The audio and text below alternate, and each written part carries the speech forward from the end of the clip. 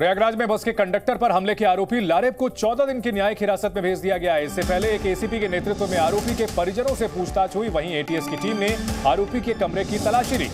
आरोपी लारेब हाशमी के आतंकी कनेक्शन को लेकर भी एटीएस की जांच शुरू हो गई है।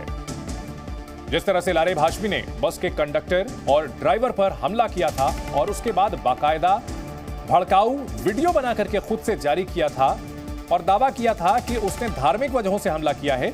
हालांकि यह भी निकलकर सामने आ रहा है कि 2 दिन पहले उसकी बहस हुई थी किराए को लेकर के और उस दौरान जो झड़प हुई थी उसकी वजह से उसने इस हमले को अंजाम दिया। लेकिन जिस तरह से प्लानिंग के साथ उसने अंजाम दिया उस वजह से जो न्यायिक जो एजेंसियां हैं, जो जांच एजेंसियां हैं, उन्हें आतंकी कनेक्शन का शक है। लिहाजा पूरी पड़ताल की जा रही है। उसके लैपटॉप से कई धार्मिक जो तकरीरें हैं वो बरामद की गई हैं। तो इस जांच में अब तक क्या कुछ निकल करके सामने आया है वो भी हम आपको बता रहे हैं। आतंकी कनेक्शन की जांच एटीएस की ओर से की जा रही है। एटीएस की ओर से आतंकी कनेक्शन की जांच की जा रही है। पता लगाने की कोशिश की जा रही है कि आखिर लारेब जो है वो किस विचारधारा से जुड़ा हुआ था। उसकी किताबें, उसके घर के पूरी तलाशी ली जा रही है। उसकी किताबों की पड़ताल की जा रही है। साथ ही साथ उसके पास और क्या कुछ था यह बरामद करने की कोशिश की जा रही है। तकरीर जिहाद के वीडियो को देखा करता था, यह जानकारी मिल रही है। मोबाइल कॉल डिटेल भी खंगाल रही है पुलिस की। क्या वो कहीं ऐसा तो नहीं कि कुछ जो आतंकी संगठन है उनके संपर्क में था। तकरीर और जिहाद के वीडियो देखता था जो कि सोशल मीडिया पर आसानी से अवेलेबल होते हैं और कई बार काफी भड़काऊ होते हैं। यही नहीं, अतीक अहमद वो माफिया जो कि मारा गया उससे काफी प्रभावित था और उसके वीडियोस भी देखा करता था। साथ ही साथ उसी की तरह वो साफा भी बांधता था। हालांकि अभी तक किसी संगठन से जुड़े होने के सबूत नहीं मिले हैं। यानी यह माना जा रहा है कि वो रेडिकलाइज्ड खुद से हो सकता है, इंटरनेट के जरिए हो सकता है। उसके 3 करीबी दोस्तों से भी पूछताछ की जा रही है। उसका फोन जब्त कर लिया गया है। लारेब हाशमी ने जिस तरह से इस वारदात को अंजाम दिया उसके बाद कई सवाल खड़े हो रहे हैं।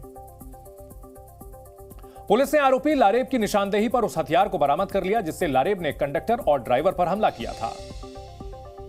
प्रयागराज में बस कंडक्टर पर हमला कर उसको घायल करने के मामले में बीटेक स्टूडेंट लारेब हाशमी ने गिरफ्तार होने के बाद ये बताया था कि उसने चापड़ यहाँ पर छुपा रखा है। ये जो इलाका है ये उसकी यूनिवर्सिटी से थोड़ी सी दूर पर है। ऐसे में घटना के बाद सीधे तौर पर यहाँ पर वो आया था और उसने यहाँ पर आकर इन्हीं झाड़ियों में ही जो चापर है उसको यहाँ पर छुपा दिया था। ऐसे में ये कह सकते हैं कि इस पूरी घटना के बाद जो हथियार बरामद किया गया था वो इसी जगह से किया गया था। आप ये तस्वीरें देख सकते हैं कि यहाँ पर ये अंदर की तरफ यहाँ पर जो चापड़ है उसको छुपाया गया था और यहीं पर ही पुलिस ने जो बताया कि यहीं पर ही उसने बंदूक भी छुपा रखी थी और यहीं पर ही उसने जो है पुलिस पर फायर जो है वो किया था। तो ऐसे में ये कहा जा सकता है कि लगातार उसकी तमाम जो निशानदेही है वो यहीं इसी इलाके से की गई है और ये बाकायदा जो इलाका है ये कछार इलाके में आता है और यहाँ पर ही उसने चापर जो है वो छुपाया था। कैमरामैन दिवाकर साथ विशाल रघुवंशी, जी मीडिया, प्रयागराज। जी मीडिया संवाददाता विशाल रघुवंशी हमारे साथ जुड़े हुए हैं। विशाल, अभी तक काफी कुछ पुलिस को मिल गया है और खासतौर पर वेपन जो है वो इस बरामद होने के बाद ये तो है कि इस क्राइम को पूरी तरह से सुलझा लिया गया है, लेकिन कहीं ना कहीं अभी तक मोटिव और किस तरह से ये रेडिकलाइज हुआ है इसको साबित करना, इसके बारे में पता लगाना बेहद जरूरी है।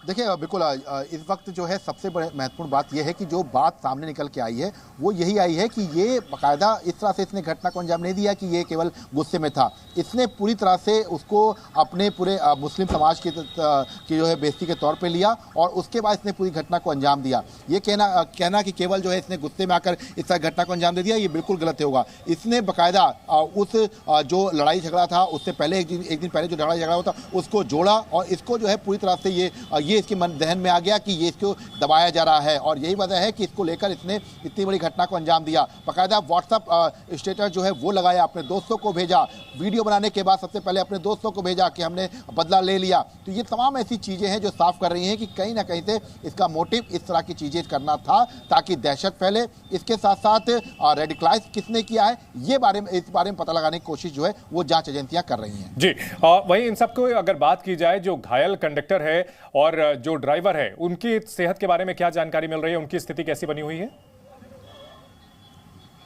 देखिए फिलहाल अभी दोनों जो है खतरे के बाहर हैं और संभवतः ये माना जा रहा है कि अब जब जो घायल कंडक्टर है वो 2 से 3 दिन में जब थोड़ा सा ठीक होगा तो उससे जो है हो सकता है कि जब बयान जो है वो भी उसका लिया जाए। लेकिन अभी फिलहाल दोनों स्थिति जो है अभी उनकी जो है जो घायल थे उनकी स्थिति सामान्य है।